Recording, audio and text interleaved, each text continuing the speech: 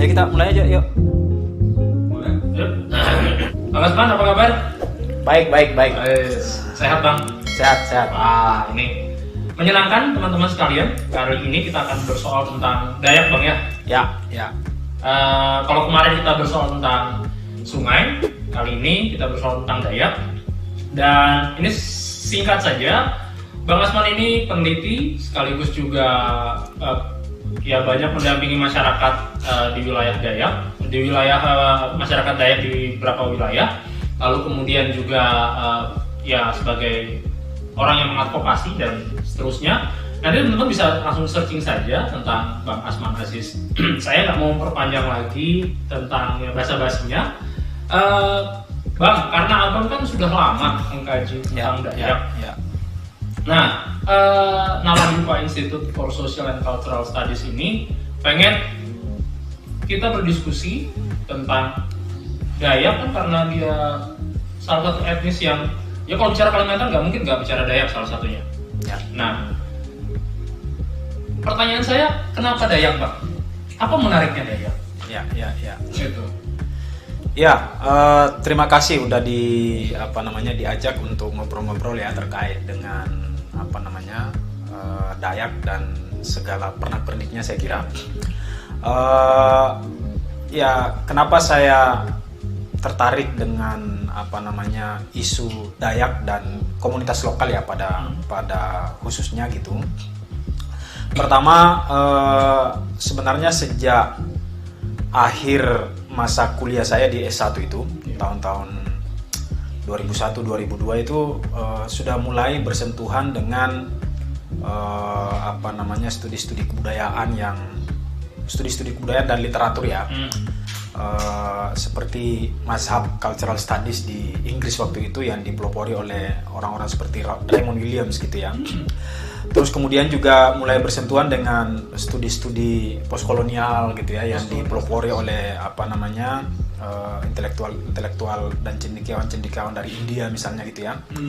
Semisal Gayatri Chakraborty Spivak yang dengan tulisannya yang menyentak saat itu saya kira yang Can the Subaltern Speak.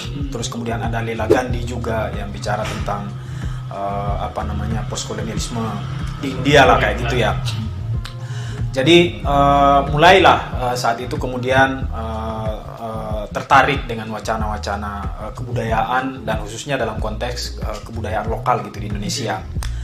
Di Sulawesi Selatan ya kan waktu itu saya di Makassar ya, di IAIN Makassar, kita mulai ketemu dengan teman-teman Kajang di Bulukumba, terus kemudian teman-teman Bisu di Pangkep gitu ya, di Segeri dan juga di Bone, terus kemudian juga ketemu dengan komunitas-komunitas lokal yang lain lah di Sulawesi Selatan, seperti komunitas yang di Sidrap juga misalnya ya, yang yang juga selama ini disebut sebagai komunitas lokal di sana. Nah itu pertama di di awal-awal tahun 2000-an itu ya. Terus kemudian saya pindah ke Kalimantan Timur sekitar tahun 2003 2004 gitu ya. Terus kemudian mulai tertarik menggali wacana tentang Dayak gitu. Mulai nyari-nyari buku, mulai cari literatur gitu. Terus kemudian ketemu dengan komunitas-komunitas Dayak di Kalimantan Timur.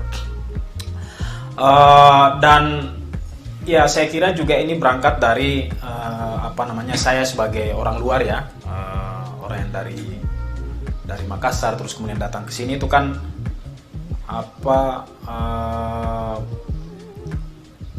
stigma yang selama ini terdengar gitu ya, dan juga menjadi diskursus publik saya kira di beberapa tempat gitu, yang padahal itu berangkat dari satu stigma yang tidak benar sebenarnya tentang Dayak itu yang kemudian disebut sebagai pemakan orang gitu ya, berekor gitu, terus kemudian pembalak hutan dan segala macam gitu. Itu stigma-stigma seperti itu yang kemudian muncul, dan itu saya kira sampai sekarang stigma itu banyak dipercaya oleh orang gitu ya. Saya misalnya ketika nelpon orang tua atau keluarga-keluarga di Sulawesi, terus kemudian saya bilang saya lagi di kampung Dayak, mereka sering bertanya, kok berani ke kampung orang-orang Dayak gitu ya. Jadi ya karena asumsinya seperti itu, Iya. bahwa ada asumsi bahwa orang Dayak itu tidak ramah terhadap orang lain gitu ya. Padahal kan ya seperti kita sering merasakan sendiri ketika ketemu dengan komunitas-komunitas Dayak, ya mereka sangat baik, sangat ramah terhadap orang lain dan sangat terbuka gitu ya, membuka diri terhadap komunitas-komunitas di luarnya gitu.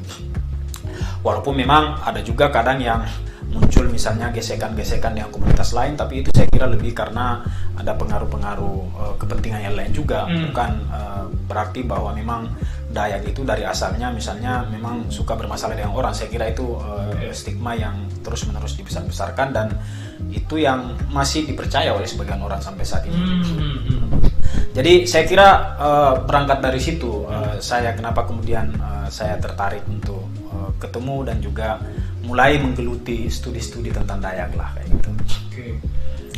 Jadi kalau abang baru sekitar tahun 2000-an tadi ya? Ya. Pertanyaan saya karena sudah abang singgung tadi tentang salah satu hal yang paling sering jadi obrolan ketika menyebutkan kata Dayak, khususnya bahkan kalau ini juga tayangan ini akan hadir di YouTube ya, jadi tentu orang-orang di wilayah Kalimantan Timur juga akan bisa melihat banyak stigma yang kita dengar bahwa Dayak konotasinya ke arah sana, stigmanya ke arah sana, stereotipnya ke arah sana. Bagi abang sendiri yang sudah mengkaji ini sejak tahun 2000, identitas Dayak itu seperti apa? Karena kalau tadi ekor panjang dan lain sebagainya, pemburu itu kan identitas yang dilekatkan kalau saya nggak salah dari Kalbok ya, itu bukunya itu. Terus kalau Anasing sendiri punya terjemahan yang lain, katanya marginalitas gitu. Kalau bagi abang yang mengkaji tentang ini, itu seperti apa? Identitas Dayak itu seperti apa kalau abang? Iya, saya kira kedayakannya atau identitas Dayak itu memang kan dibentuk dari berbagai macam diskursus yang mengelilinginya saya kira ya, yang kemudian hadir dalam konteks kedayakan itu sendiri. Jadi kalau kita juga misalnya belajar tentang teori-teori identitas itu kan tidak ada kemudian yang disebut sebagai identitas yang melekat dan sepenuhnya tidak berubah kan. Jadi identitas itu sesuatu yang cair, fluid gitu ya, berubah dan ketika bertemu dengan diskursus atau kepentingan-kepentingan lainnya. Nah, dalam konteks di Kalimantan Timur saya kira banyak sekali yang kemudian mempengaruhi proses-proses identitas tentang kedayakan itu sendiri. Soal kepentingan ekonomi politik, ketika kemudian Dayak bertemu dengan kuasa negara misalnya gitu ya. Terus kemudian sekarang kalau kita bicara dalam diskursus belakangan soal komodifikasi kebudayaan misalnya, itu adalah diskursus-diskursus yang juga membentuk dan memberikan warna yang cukup kuat terhadap pembentukan ulang identitas-identitas Dayak itu sendiri. Termasuk saya kira agama.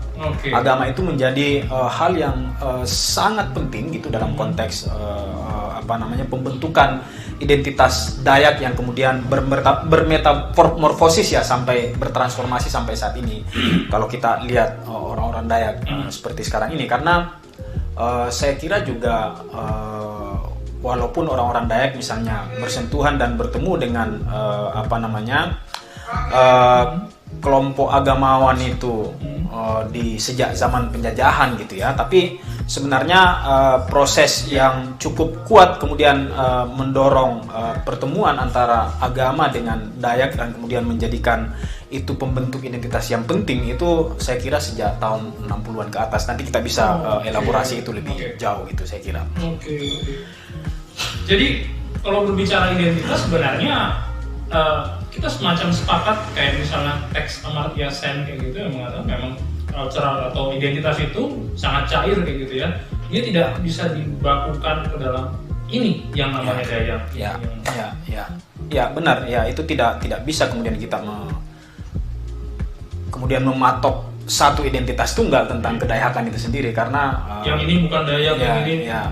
Karena ketika kemudian berproses berjumpa bergulat dengan yang lain, maka di saat itu kemudian akan ada kemudian pemaknaan ulang, ada kemudian melihat kembali kediriannya gitu ya, dan kemudian menyesuaikan dengan hal-hal baru yang kemudian datang kepada mereka. Nah, saya kira itu menjadi hal-hal yang penting gitu ya kalau kita bicara soal kedayakan. Salah satu penanda identitas kedayakan yang penting itu misalnya soal telinga panjang ya.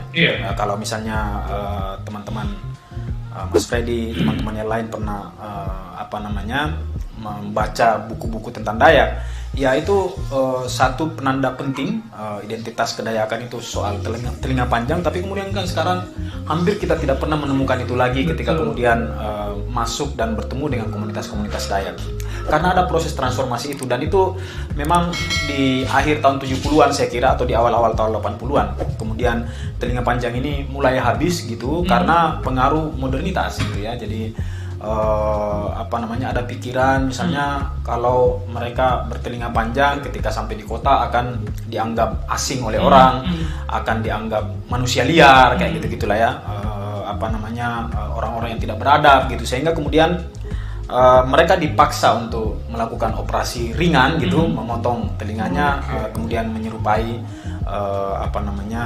orang-orang pada umumnya gitu, karena dianggap sesuatu yang aneh kan ketika kemudian bertelinga panjang. Ibu Yekti Maunati di dalam bukunya yang Identitas Dayak itu, saya kira antara lain saya pernah baca, dia menceritakan menuliskannya pengalaman salah seorang Dayak Kenyah gitu yang di Pampang saya kira. Ketika dia sampai di pasar Segiri atau di pasar pagi di Samarinda itu, bahkan ada orang yang kemudian datang megang-megang telinganya gitu, merasa aneh gitu kan, dan dia merasa sangat tersinggung karena itu hal yang sangat sensitif sebenarnya bagi orang Dayak, tapi kemudian dia tidak bisa berbuat apa-apa juga karena ya dia menganggap orang itu juga tidak paham sebenarnya dengan penanda-penanda penting orang Dayak itu.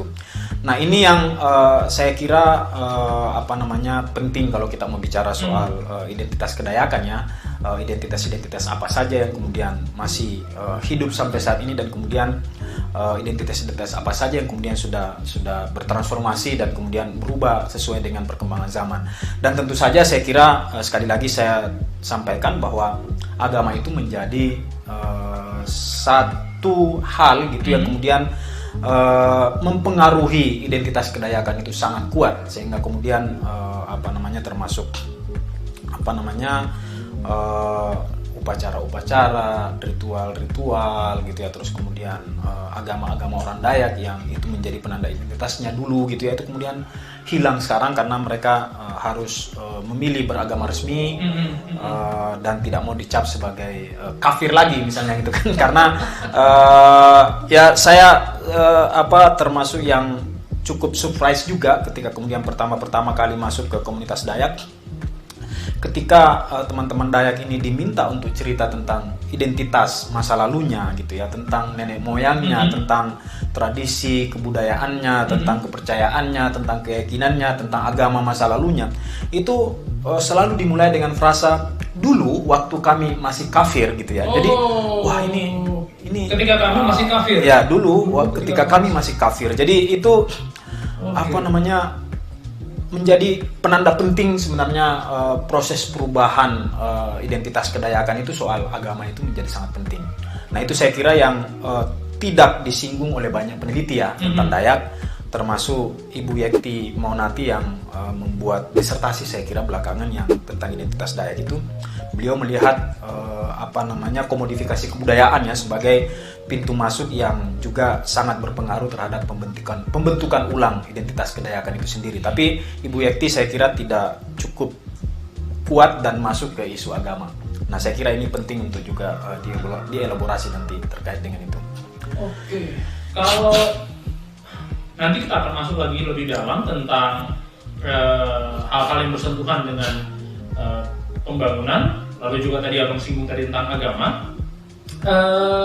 Tapi saya pengen tahu sebenarnya sejauh ini pembacaan abang kan, kalau untuk teman-teman sekalian ketahui, haram hukumnya ketika kita mengkaji sesuatu tapi tidak men-trace atau melacak ke belakang siapa-siapa yang sudah menuliskan tentang itu. Karena kita ada saat ini tidak mungkin tanpa ada yang sebelumnya. Nah, saya pengen tahu sejauh ini yang abang lihat, tadi memang sudah abang singgung-singgung dikit.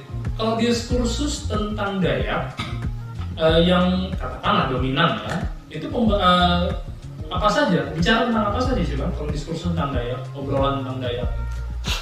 Ya, ya tadi Mas Freddy juga udah nyinggung ya. Saya kira salah satu buku yang sangat berpengaruh dan sangat kuat saya kira pengaruhnya sampai sekarang tentang pembentukan identitas kedayakan itu sendiri dan juga bagaimana persepsi orang lain terhadap orang Dayak itu adalah bukunya Karbok gitu ya, yang The Headhunters of Borneo.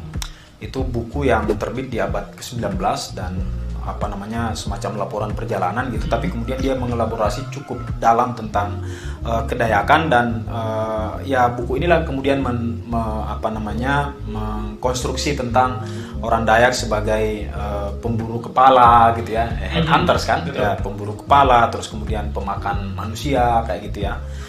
Berekor itu hal-hal seperti itu muncul menjadi bagian dari diskusi di buku itu, dan itu yang kemudian direproduksi oleh banyak orang sampai sekarang dan termasuk direproduksi oleh kekuasaan gitu ya. Juga. Ya, dan saya kira ini yang paling kuat nanti berpengaruh ke sana, baik oleh pemerintah kolonial waktu itu maupun juga ketika masuk ke Orde Baru.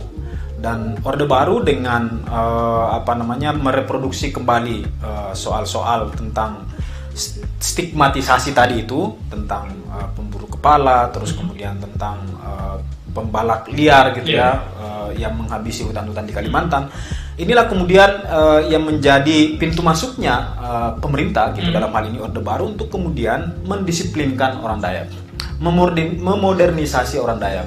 Memodernisasi orang Dayak dengan agama, dengan pendidikan, dengan diskursus medis modern dan segala macam gitu, yang kemudian menghilangkan dan menghancurkan sebenarnya tradisi dan kebudayaan orang-orang Dayak itu sendiri. Saya sering menyebutnya itu di komunitas Dayak, khususnya Kenyah di Kalimantan Timur, itu sebenarnya telah terjadi yang namanya genosida kebudayaan gitu ya. Begitu dahsyatnya proses-proses penghancuran kebudayaan yang itu dilakukan oleh kekuasaan dalam kerangka untuk menguasai sumber daya orang-orang Dayak di Kalimantan Timur, yang dulu di tahun 70-an sampai 80-an, 90-an, bahkan mungkin saya kira 90-an akhir itu adalah hutan-hutan perawan di Kalimantan itu dihabisi oleh kroni-kroni bisnisnya Soeharto dan Orde Baru gitu, dan itu di backing sepenuhnya oleh militer, dan termasuk di dalamnya adalah wacana-wacana tentang agama, terus kemudian juga modernisasi. Itu menjadi bagian dari senjata Orde Baru untuk kemudian menundukkan orang-orang Dayak, sehingga kemudian sumber daya orang Dayak, dalam hal ini hutan, itu bisa dieksploitasi sepenuhnya oleh Orde Baru pada saat itu. Jadi catatan-catatan mulai dari Karbok itu sendiri hingga hari ini memang menjadi sebuah diskursus yang tanpa sadar itu melekat di banyak pikiran masyarakat ya. Pengaruhnya memang sangat dahsyat itu ya. Dan belakangan misalnya kalau kita melihat studi-studi terakhir ya tentang Dayak itu,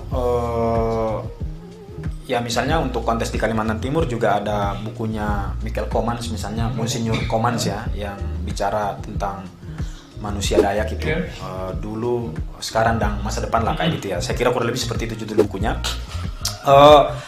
Beliau juga sebenarnya menceritakan tentang pertemuan kedayakan dengan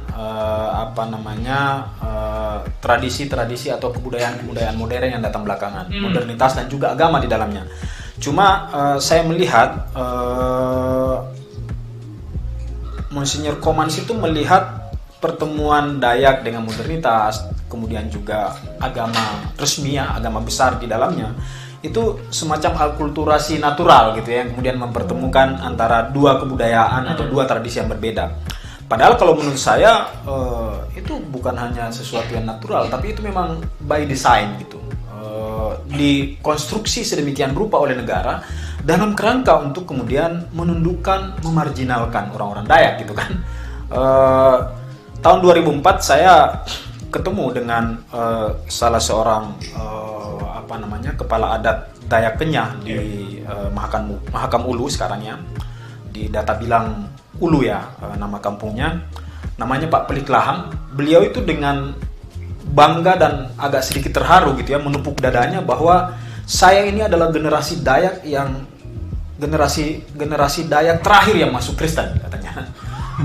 Saya baru beragama di tahun 74 ketika sudah tidak ada lagi orang Dayak yang memegang agama nenek moyangnya. Karena anak-anak saya, cucu-cucu saya semua sudah jadi Kristen, akhirnya kemudian saya juga harus beragama gitu. Karena saya akan menjadi aneh sendiri kalau kemudian mempertahankan agama nenek moyang saya.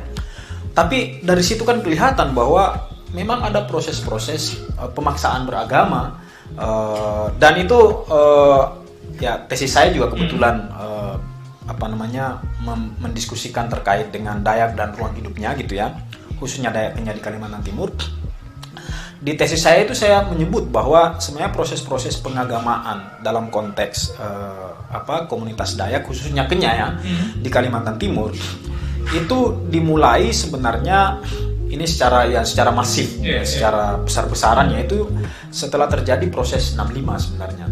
Memang proses pengagamaannya memang juga sejak sebelum kemerdekaan sebenarnya, di awal-awal ya saya kira di tahun 1940-an awal gitu, proses-proses pengagamaan orang-orang Kenya yang waktu itu tinggal di di perbatasan di perbatasan Malaysia dan Indonesia, di Apokayan gitu. Tapi kan sebenarnya waktu itu tidak banyak orang yang kemudian mau beragama gitu ya. Tidak banyak orang-orang Dayak Kenyah yang kemudian memilih untuk beragama gitu. Karena memang ada aturan yang ketat juga saat itu, sanksi malah gitu ya bagi orang-orang Dayak yang kemudian masuk agama gitu ya, beragama resmi itu akan dihukum secara sosial oleh komunitasnya waktu itu. Bahkan dalam cerita-cerita orang-orang tua Kenyah itu, misalnya kalau ada satu keluarga atau satu lamin misalnya kemudian memilih beragama, maka dia akan dikucilkan dari komunitasnya dan juga akan dikasih tempat perladangan yang tidak subur gitu ya, yang tandus gitu kan untuk mereka garap, akibat mereka harus memilih agama gitu. Jadi beragama bagi orang Dayak waktu itu tidak penting gitu ya, beragama dalam pengertian agama resmi, karena toh mereka juga sudah beragama sebenarnya kan, walaupun itu agama yang merupakan warisan dari nenek moyang mereka gitu. Dan nanti kemudian pasca 65 baru kemudian mereka beragama karena dipaksa untuk beragama, dan memaksanya itu adalah militer, tentara gitu juga. Milisi-milisi Dayak ya, tentara Indonesia itu membentuk ya milisi-milisi Dayak dan kemudian memaksa orang-orang Dayak ini menjadi pasukan terdepan gitu untuk kemudian masuk ke Malaysia, karena memang mereka kan yang tahu jalan-jalan tikus seluk-beluk antara perbatasan Malaysia dan Indonesia. Dan ternyata Inggris juga pun melakukan hal yang sama. Tapi mereka bilang, kami juga tidak tahu sampai kapan kami di sini, karena toh ini kami pendatang di sini. Saya agak tersentak juga mendengar pengakuan orang Dayak, tapi kemudian dia merasa menjadi pendatang dalam konteks di